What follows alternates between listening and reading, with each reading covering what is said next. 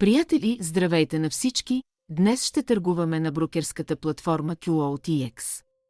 Това е уводно видео, нашият основен брокер за търговия с Packet Upson, връзка към нашия брокер ще бъде в описанието. Днес ще има проста търговия, приятели.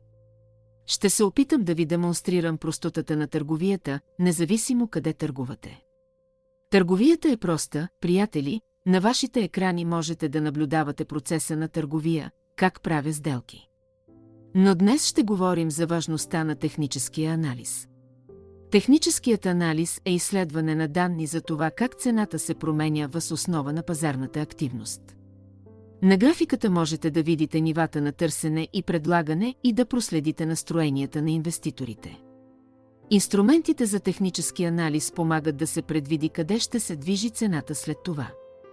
Просто казано, знаейки техническия анализ, няма да можете да отговорите на въпроса, защо цената се промени, но ще получите представа за посоката, в която е вероятно да се промени в близко бъдеще. Техническият анализ е необходим преди всичко за търговците, тъй като самият актив не е важен за тях, те правят пари от колебанията на цените.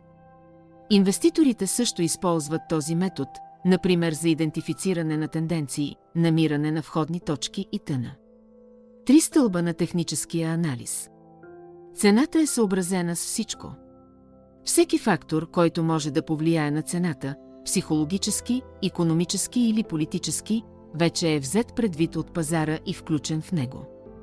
Следователно, за да направите прогноза, трябва да се концентрирате върху ценовата графика. Движенията на цените са обект на тенденции.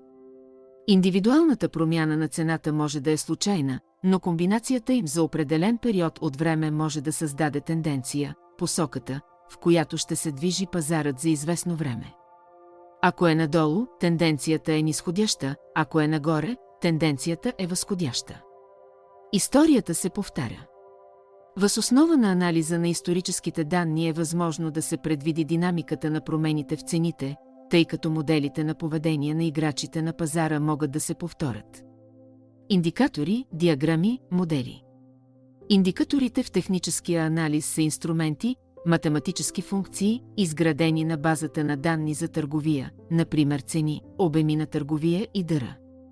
Въз основа на техния анализ търговецът взема решение за покупка или продажба на активи. Гледайки графиката, търговецът може да забележи промяна в тенденцията на пазара, пристигането на основен играч и сигнали за активно действие. Има много различни индикатори за технически анализ.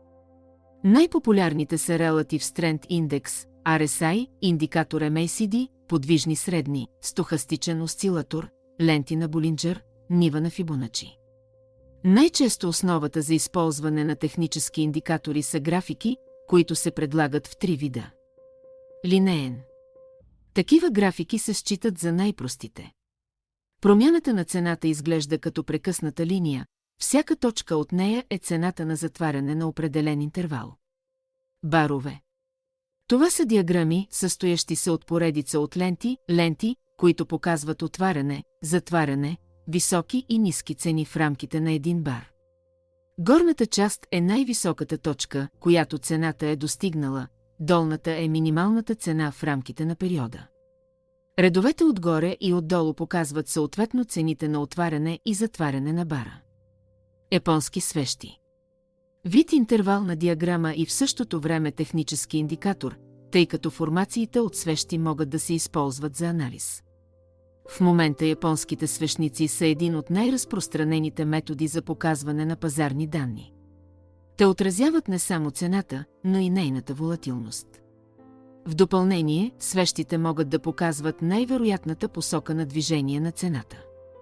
Приятели, в следващите видеоклипове ще продължим да развиваме темата за основните пазарни инструменти и ще научим много популярни стратегии и подходи за търговия. Не забравяйте да се